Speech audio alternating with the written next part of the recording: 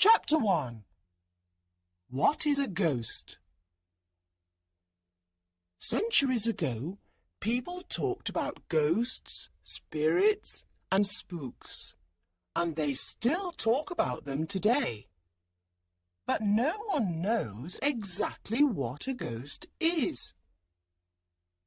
Certain scientists and psychic experts study ghosts and haunted places. They try to understand supernatural events of the past and present.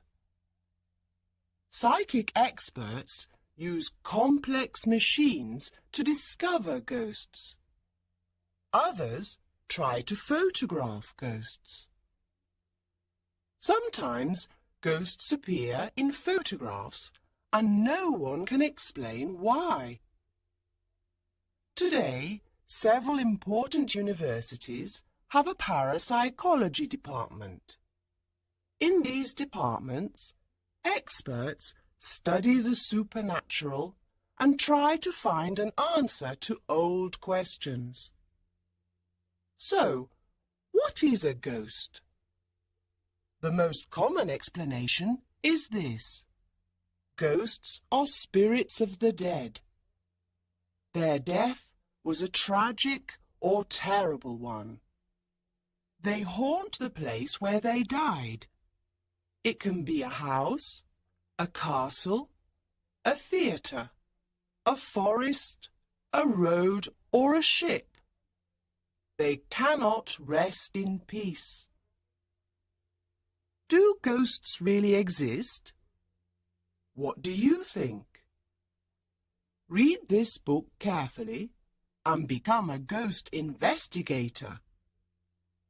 Fill in the phantom file with your opinion after each case, and then decide.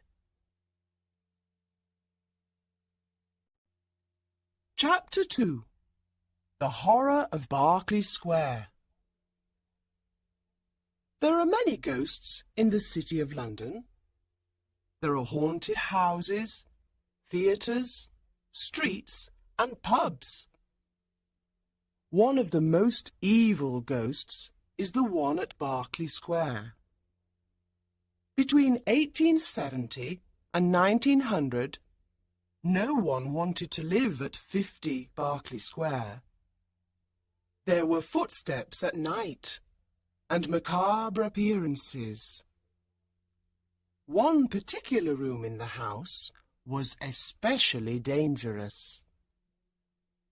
In 1870, a brave young man decided to sleep in the haunted room for one night.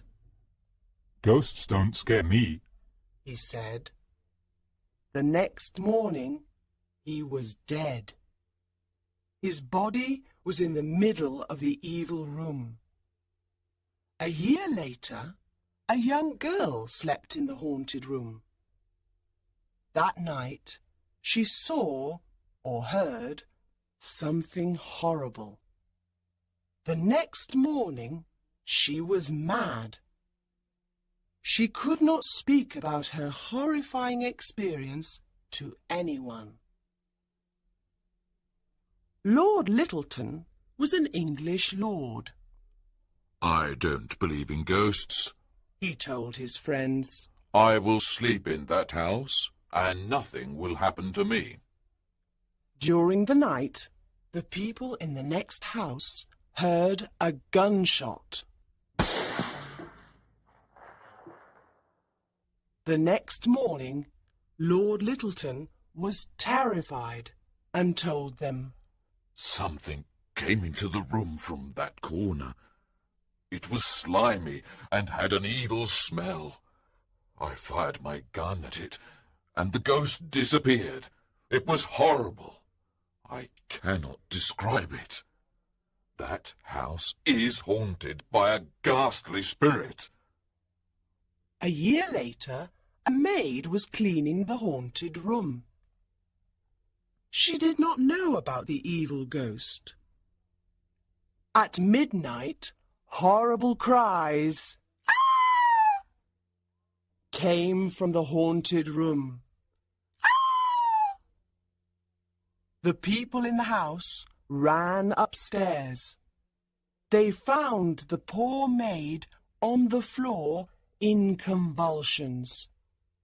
Her terrified eyes stared at a corner of the room. It was the same corner Lord Littleton indicated. The maid refused to speak. Her only words were, "What I saw was too horrible to describe." The next morning, she died at St. George's Hospital. The story of the two sailors is perhaps the most famous of all. In 1875, two sailors arrived in London. They wanted to work on a ship. They had no money and nowhere to sleep. They walked around London and came to Berkeley Square. Look, said the younger sailor. here's an empty house. We can sleep there. The sailors entered the dark, empty house. They went up the stairs.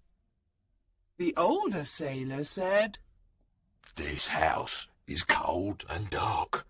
I don't like it. It scares me." Don't be silly. said the younger sailor. We have nowhere to sleep. Let's stay here. They slept in the haunted bedroom. In the middle of the night, they both woke up. Listen, said the younger one. there's someone downstairs. Can you hear the noise? "Yes," said the other. "I can hear footsteps." "Oh, no. The footsteps are coming upstairs." At that moment, the door opened slowly. A big, dark figure came in. The older sailor was terrified. He could not move. He just sat and looked at the horrible thing. The younger sailor ran out of the room, down the stairs, and out of the house. In the street, he found a policeman. They returned to the house, but the sailor was too frightened to enter. The policeman went upstairs alone. "Is anyone here?" he cried. There was no answer, and he found no one. There was an evil smell on the stairs. He looked everywhere, but he couldn't find the older sailor. Then he looked out of the window.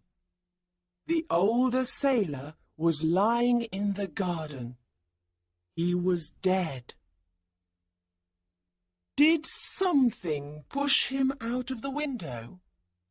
Or did he jump out of the window in terror? We will never know.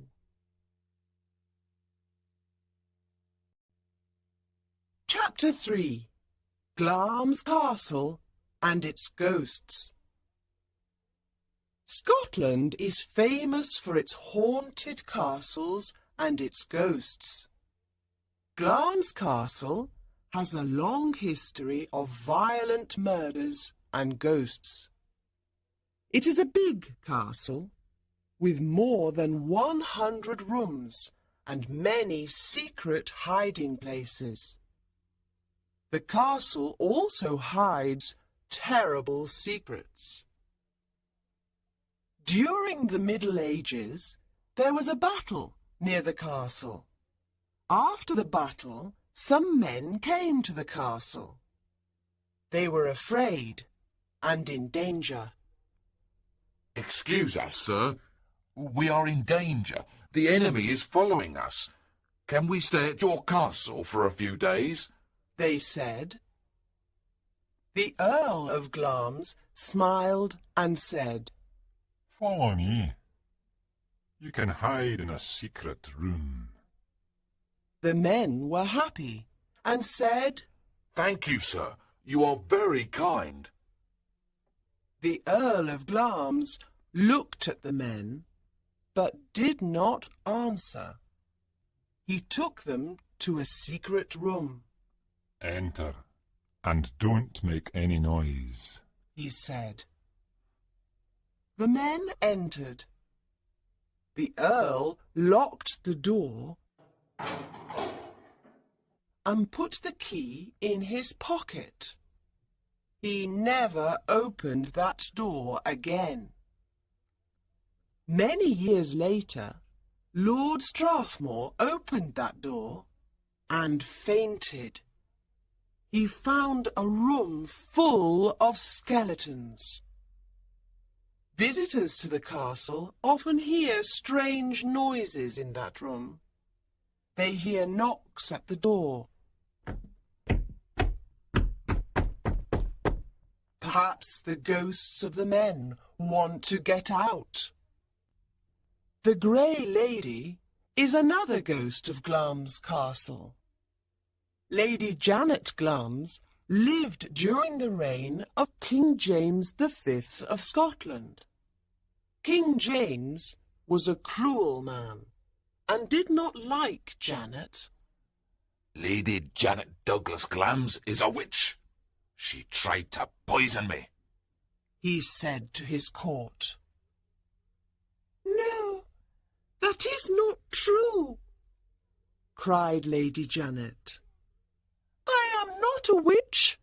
I am innocent. The king sent poor Lady Janet to prison for many years, and she was very unhappy. Then, in 1537, the king's men burned her. Her ghost haunts the clock tower of Glamis Castle. People say her ghost is transparent, and there is a strange red light around her head. At the beginning of the 1800s, the Earl of Strathmore had a son. The baby was deformed. The parents hid the baby in a secret room. Only the parents and the nurse knew about the baby. The boy grew up, but he always stayed in the secret room. No one knew the terrible secret. One day, a workman went to repair the roof. From the roof, he saw the window of the secret room and looked inside. He was terrified and began to shout, There's a strange creature in that room. What people say is true. The Earl heard him and said, Listen carefully. You saw nothing. But, sir, I did. I saw a... You saw no one and heard nothing. Do you understand? I am sending you and your family away from Scotland. I don't want to go away, sir. Take your family and go to Australia. Here is lots of money. Now go. The next day, the workman and his family left Scotland. The creature died when he was very old. Perhaps his skeleton is still in the secret room. Today, people at the castle can hear a child crying at night. Others say that the ghost of a strange creature walks around the castle and makes unusual noises.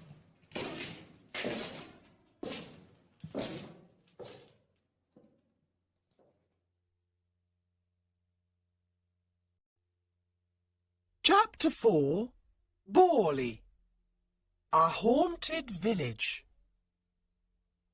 Borley is a small village about 100 kilometres northeast of London.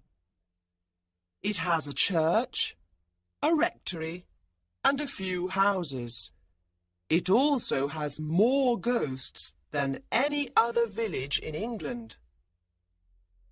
In 1863, Reverend Henry D. Bull built the Borley Rectory.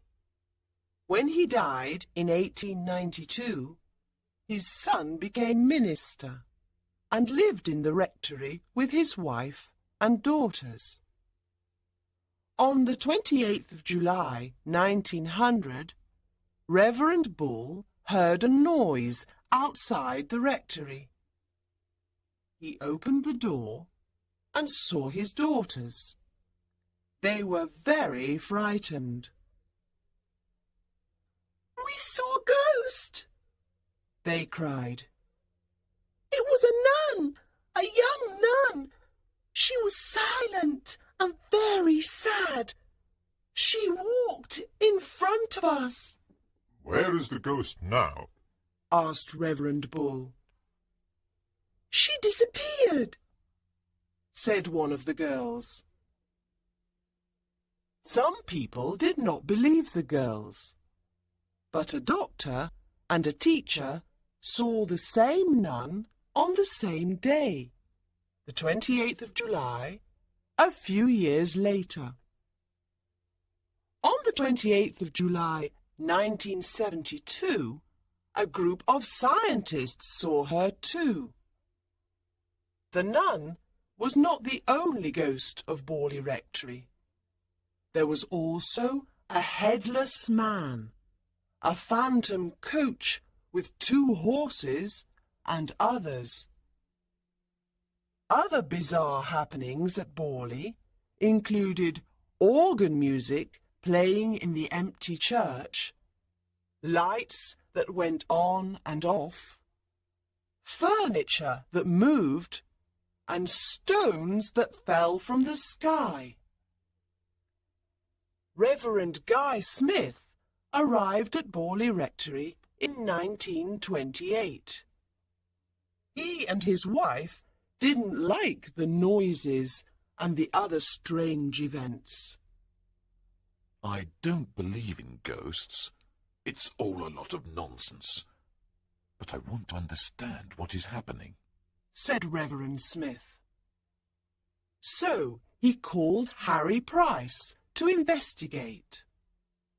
Price was a famous psychic expert. He arrived at Borley with several assistants and started investigating. On the 10th of June, 1929, there was a sensational newspaper article in the Daily Mirror about the ghostly figures at Borley. Hundreds of curious visitors came to Borley Rectory. They wanted to see the ghosts.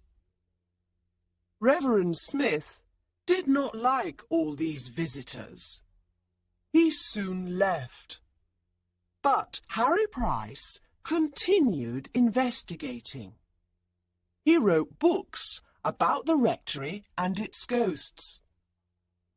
Soon, Reverend Foyster and his family arrived at Borley.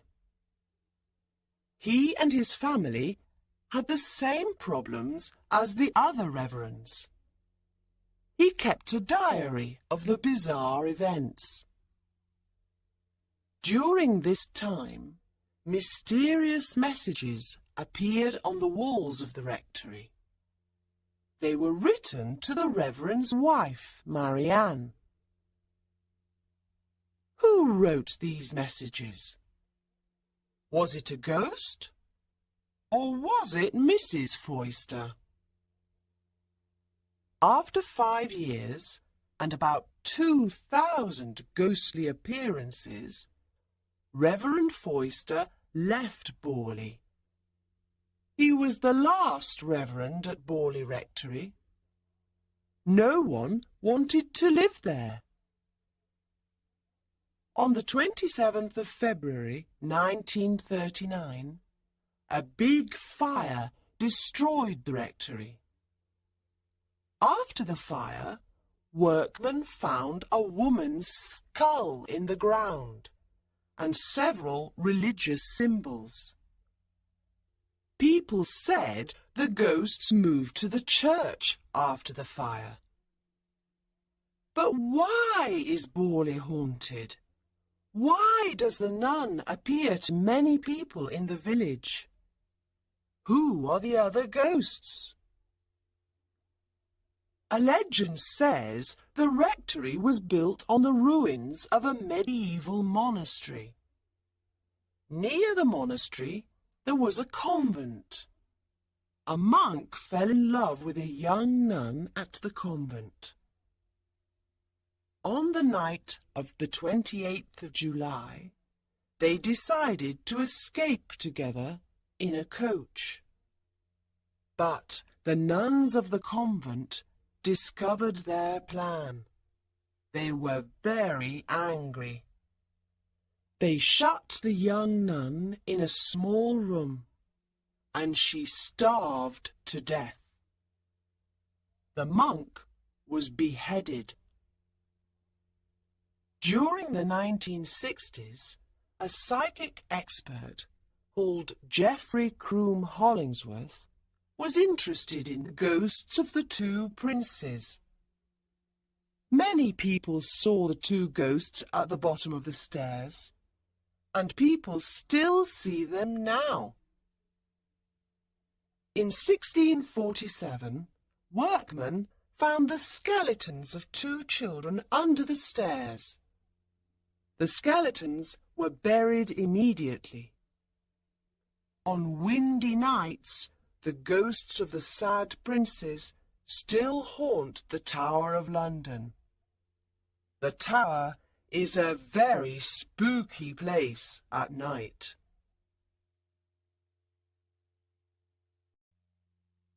Chapter 6. American Spooks. Ghosts, spooks, poltergeists, and phantoms are part of America's past and present. Halloween is the festivity of ghosts and the supernatural, and as you know, it is celebrated on October 31st.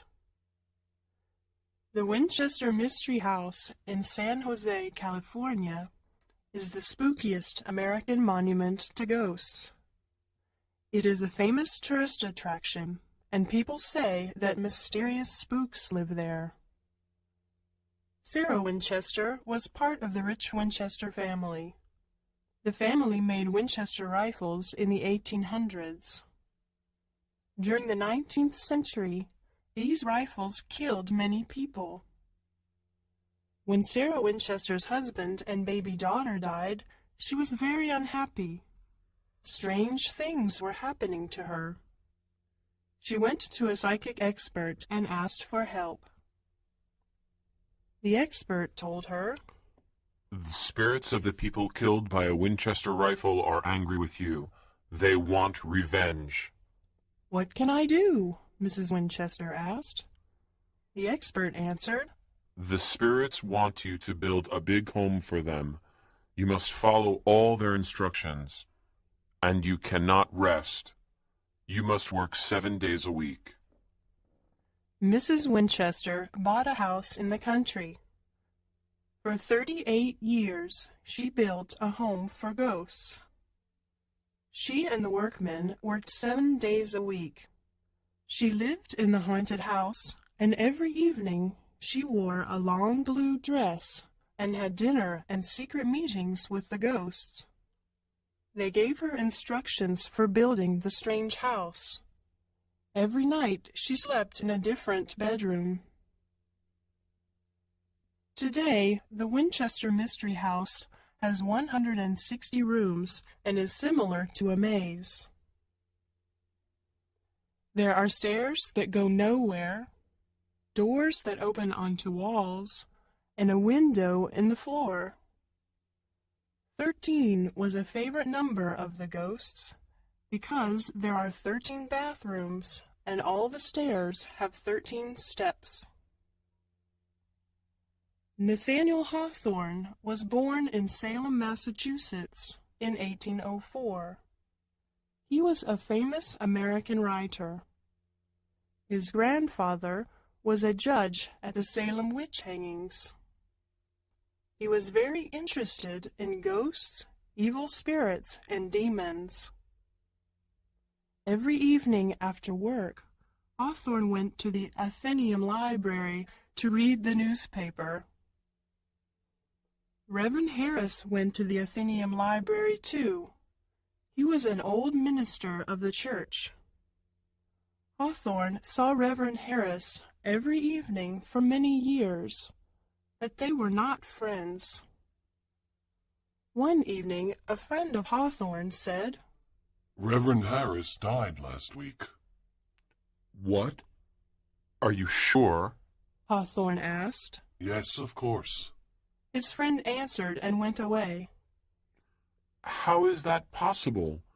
I saw Reverend Harris at the library this evening and all last week, Hawthorne thought. For many weeks, Hawthorne saw Reverend Harris at the library.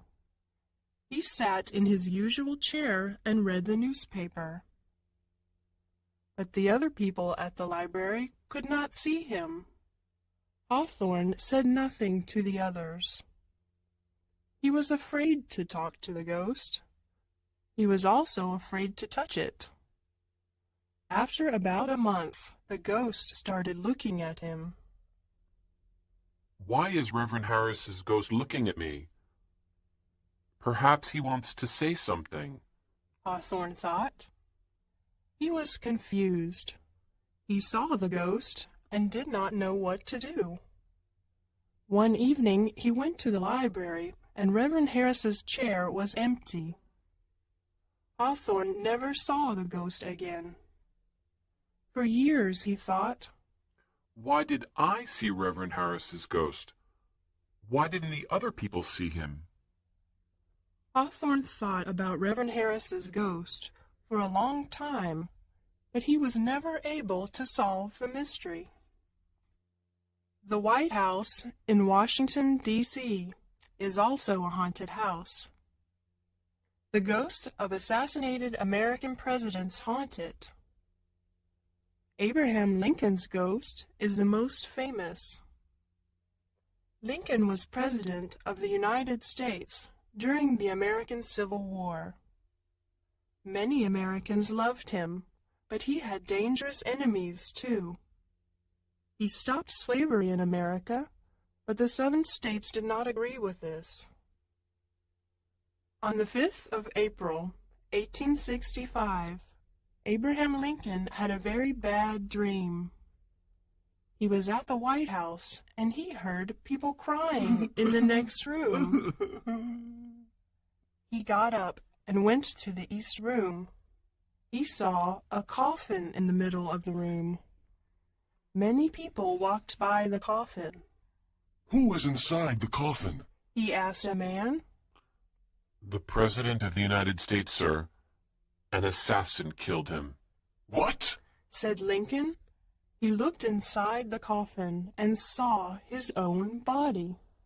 He was dead. He suddenly woke up. He was very scared about this dream. He told his wife and friends. On the 15th of April, 1865, Lincoln and his wife went to the theater.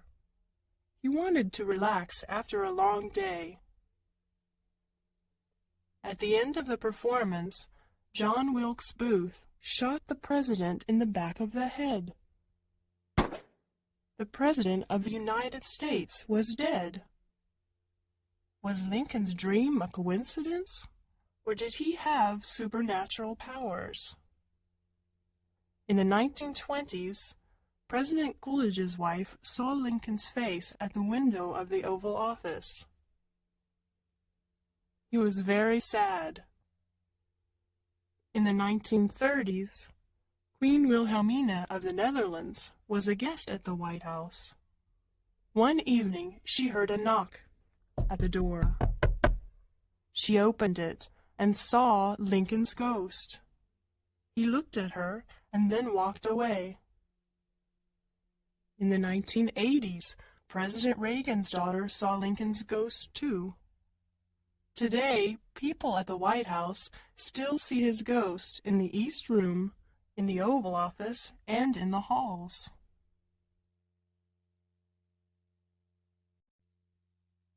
Chapter 7. Spanish Spirits.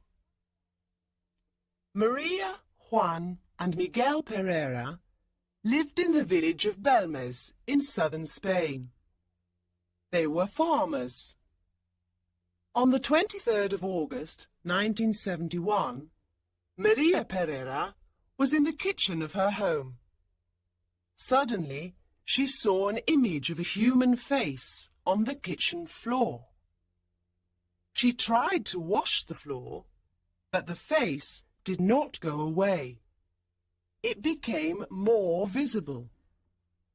It was the sad face of a man with big eyes. "Juan, come quickly. There is something strange on the kitchen floor," Maria cried. Her husband came quickly and looked at the floor. He was terrified. Oh no! What is this? A human face! Call Miguel! Juan said. Their son, Miguel, looked at the floor and said, "What's happening? This is macabre." Miguel took a hammer and destroyed part of the floor. But soon after, another face appeared, and then another. Miguel destroyed another part of the floor. But after a few days, other faces appeared.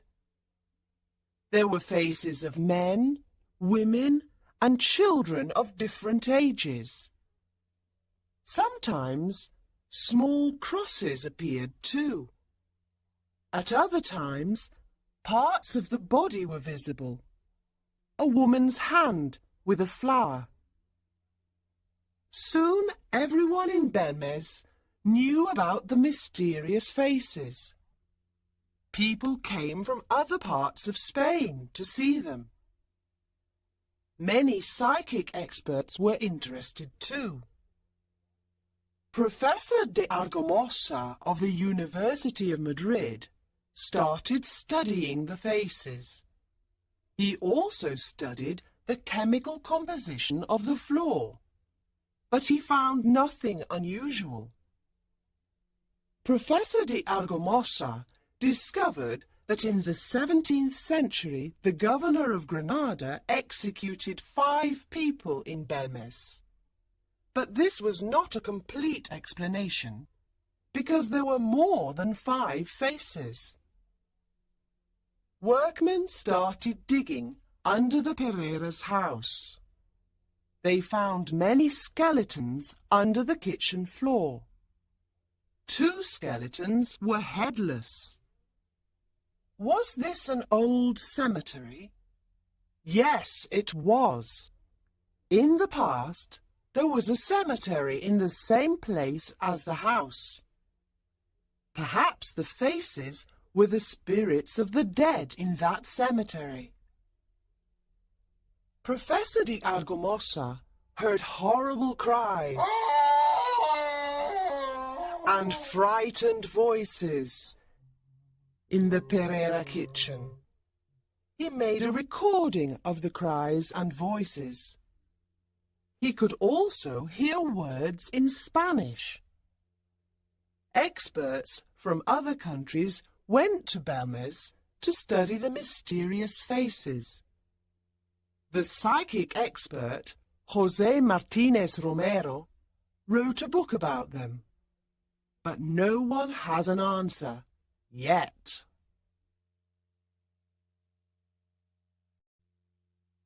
Chapter 8. Literary Ghosts. Ghosts and the supernatural are part of literature. Let's meet some famous literary ghosts. William Shakespeare used ghosts in several of his plays. In Hamlet, The castle guards see the ghost of Hamlet's father one night. Then the ghost speaks to Hamlet and tells him terrible things about his murder. Shakespeare's play Macbeth begins with 3 ugly witches. They tell Macbeth and Banquo strange things about their future.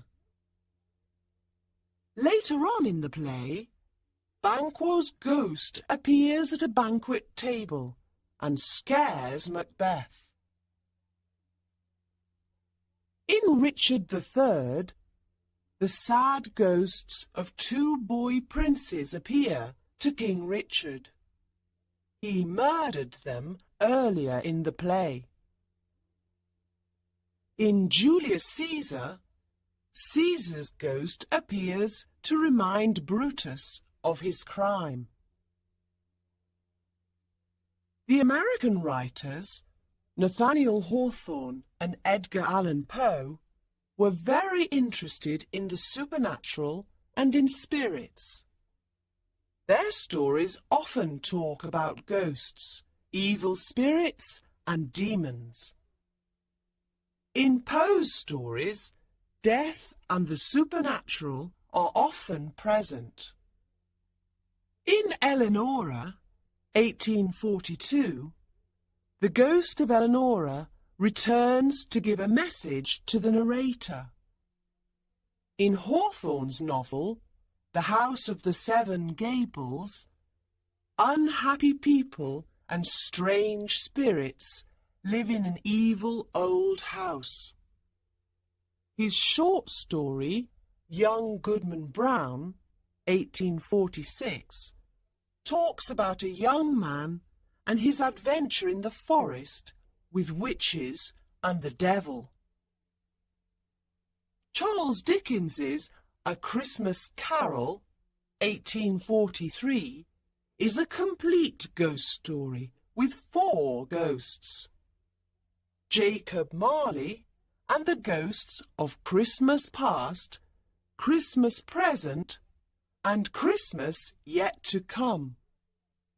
The ghost of Jacob Marley is an important character of the story. Wilkie Collins was a writer and a friend of Charles Dickens. He was the father of the modern mystery story. He also wrote a complete ghost story called The Haunted Hotel, 1879. At the end of the 19th century, the ghost story became a literary form. The Canterville Ghost, 1887, by Oscar Wilde, is an excellent example of a humorous ghost story. The ghost makes friends with one of the characters of the story.